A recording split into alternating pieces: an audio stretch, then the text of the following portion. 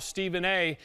Derrick Rose, as we move on to the next series against the Miami Heat, it seems like they're starting, speaking of Heat, it's starting to build a little bit incrementally about whether he should come back, especially now they're still playing and they're so banged up. What's your take on it, and what do you see coming in this next week?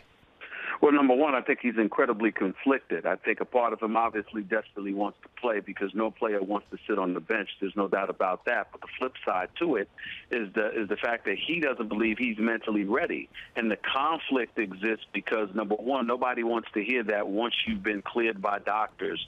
They certainly don't want to hear that when your own brother is quoted as questioning the talent level on this team, and then the team goes out and wins 45 games without the superstar.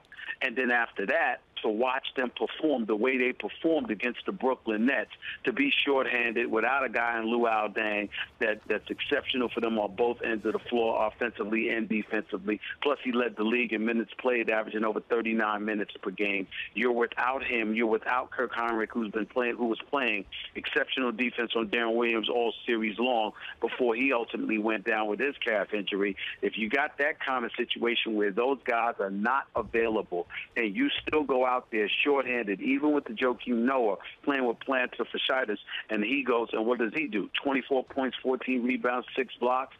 Nobody wants to hear that Derrick Rose can't go. We understand it, people like myself and others, but if you're a Chicago Bulls fan and you're the city of Chicago, that is simply not an excuse you want to hear when you know what this guy can do, when you know what he can deliver, when you know he's still getting paid in the midst of a $90 million contract, and he's been cleared by doctors to go physically, and on top of it all, guys who are questionable in terms of what they can deliver physically are going out there on the floor and performing without you. You simply don't want to hear that. So the momentum is definitely going to build, calling for him to play. That's just the way it's going to be.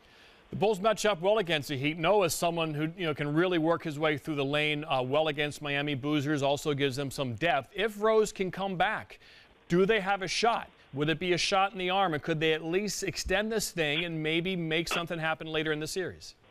The best way to answer that is if Derrick Rose was Derrick Rose, 100% healthy, playing the way that he played before the injury, a legitimate argument could be made they could beat the Miami Heat and represent the East in the NBA Finals.